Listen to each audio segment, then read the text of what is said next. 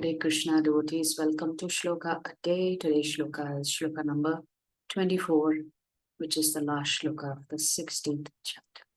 Tasmat Shastram Pramanam Te Tasmat Shastram Pramanam Te Karya Karya Vyavasthitau Karya Karya Vyavastito Jnatva Shastra Vidhanoktam Jnatva Shastra Vidhanoktam Karma Kartumiharhasi.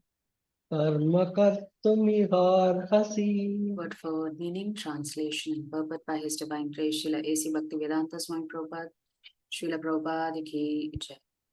Tasmat, Tasmat, therefore, Shastram, the scriptures, Pramanam, evidence, Te, your, Karya, duty, Akarya, and forbidden activities, Vyavasthitau, in determining, Jnatva, knowing, Shastra, of scripture, Vidhana, the regulations, Uktam, as declared, Karma, work, Kartum, do, Iha, in this world, Arhasi, you should. Translation. One should therefore understand what is duty and what is not duty by the regulations of the scriptures. Knowing such rules and regulations, one should act so that he may gradually be elevated. So this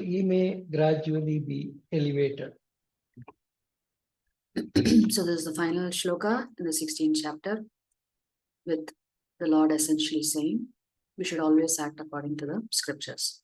As stated in the 15th chapter, all the rules and regulations of the Vedas are meant for knowing Krishna. If one understands Krishna from the Bhagavad Gita and becomes situated in Krishna consciousness, engaging himself in devotional service, he has reached the highest perfection of knowledge offered by the Vedic literature. Lord Chaitanya Mahaprabhu made this process very easy. He asked people simply to chant Hare Krishna, Krishna Krishna, Hare Hare, Hare Rama, Rama Rama, Hare Hare, and to engage in the devotional service of the Lord and eat the remnants of foodstuff offered to the deity. One who is directly engaged in all these devotional activities is to be understood as having studied all Vedic literature. He has come to the conclusion perfectly. Of course, for the ordinary persons who are not in Krishna consciousness or who are not engaged in devotional service, what is to be done and what is not to be done must be decided by the injunctions of the Vedas. One should act accordingly without argument. That is called following the principles of Shastra or scripture. Shastra is without the four principal defects that are visible in the conditioned souls: imperfect senses, the propensity for cheating, certainty of committing mistakes, and certainty of being illusioned. These four principal defects in conditioned life disqualify one from putting forth rules and regulations. Therefore, the rules and regulations as described in the Shastra, being above these defects, are accepted without alteration by all great saints, acharyas, and great souls. Essentially, the Lord is saying in this particular shloka, emphatically, that we must follow the Shastras. Because we all have these four defects, right? Our senses are not perfect. We have a tendency to cheat. We make a lot of mistakes. We also operate under illusion. Because we have these four defects, we cannot create our own rules and regulations because such rules and regulations will not benefit us. So Prabhupada is writing, the Shastras have been accepted by great saints, acharyas, and great devotees. So who are we to decide that we can do our own thing? So it is not advisable to not follow the rules and regulations of Vedic scriptures. In India, there are many parties of spiritual understanding, which means different paths are there, generally classified as two, the impersonalist and the personalist, meaning those who believe that the Lord does not have form and that he is formless, Brahman, and those who believe that he has a form. Both of them, however, lead their lives according to the principles of the Vedas. Without following the principles of the scriptures, one cannot elevate himself to the perfectional stage. So even if you believe that the Lord does not have a form, even you have to follow the scriptures. And that's what even the impersonalist institutions do so. So essentially, there are two transcendentalists, which means two spiritual practitioners. One who do not believe that the Lord has form, and one who believe that the Lord has form.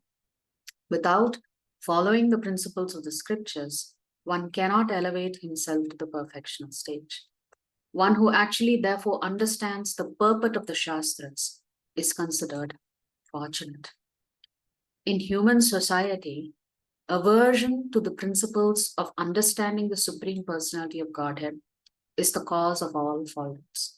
Unfortunately, in today's busy life, especially in city life, many people just don't have time.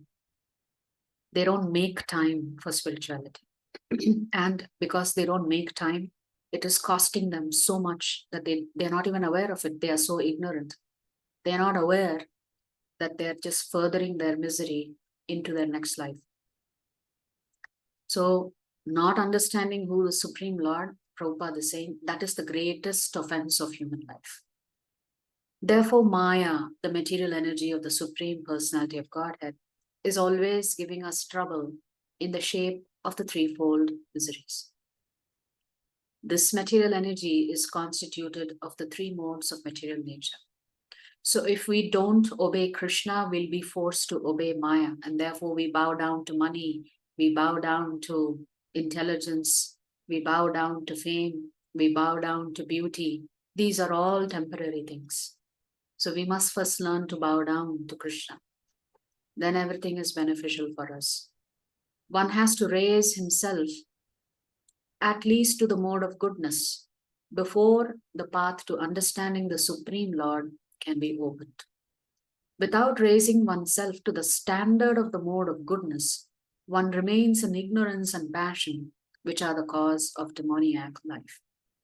Those in the modes of passion and ignorance deride the scriptures, deride the holy man. Deride means to make fun of or criticize, and deride the proper understanding of the Supreme Personality of Godhead. They disobey the instructions of the spiritual master, and they do not care for the regulations of the scriptures. In spite of hearing the glories of devotional service, they are not attracted. Thus, they manufacture their own way of elevation. These are some of the defects of human society which lead to the demoniac status of life. If, however, one is able to be guided by a proper and bona fide spiritual master who can lead one to the path of elevation, to the higher stage, then one's life becomes successful. So, with this, Prabhupada's purport to the 16th chapter, the 24th shloka has ended. Just a summary from another parampara. Shri Krishna now gives the final conclusion of the teachings in this chapter. By comparing and differentiating between the divine and demoniac natures, he highlighted how the demoniac nature leads to hellish existence. Thus, he established that nothing is to be gained by discarding the injunctions of the scriptures. Now he drives home the point by stating that the absolute authority in ascertaining the propriety of any activity or lack of it are the Vedic scriptures, which means ultimately the only guide that we have that can clearly tell us what we should do and what we should not do are the Vedas. Sometimes even well-intentioned people say, I do not care for rules. I follow my heart and do my own thing. It is all very well to follow the heart. But how can they be sure that their heart is not misleading them? As the saying goes, the road to hell is paved with good intentions. So they may think, I'm only doing the right things. I'm not harming anybody. So what is the difficulty? As long as I'm not causing violence to others, why should anybody care how I live my life? So like this, the road to hell is paved with good intentions.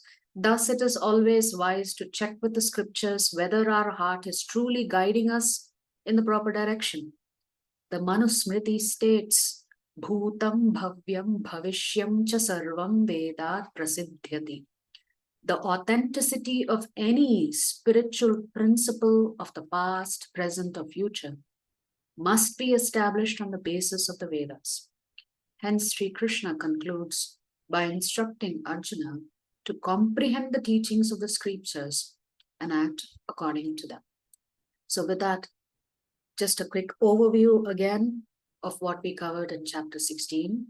So in the first 9 shlokas, the Lord talks about divine qualities and demoniac qualities. Then from shlokas 10 to 18, the Lord has talked about the activities of the demoniac. So whatever qualities that they have acquired, that is reflected in the activities that they engage themselves in.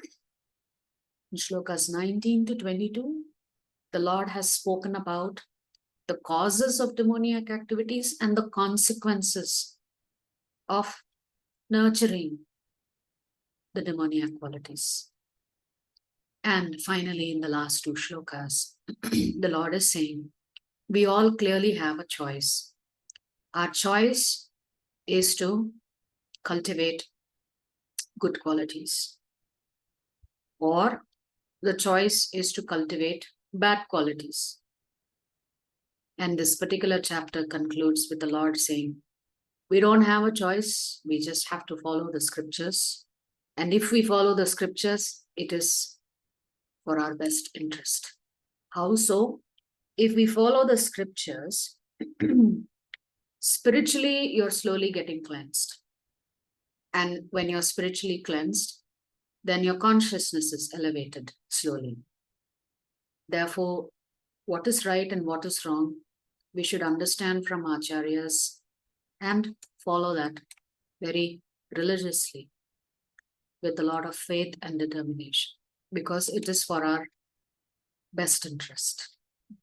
Actually, this kind of shloka will again be repeated in the last shloka of the 17th chapter, where the Lord would say, if you do things against scriptures, even if you think you're doing good, there is no benefit for you. Essentially, you wasted your time. If you like our videos, please subscribe to our channel and turn on the bell notification. If you'd like to join our classes every day, please check the details in the description section of this video. We look forward to serving you.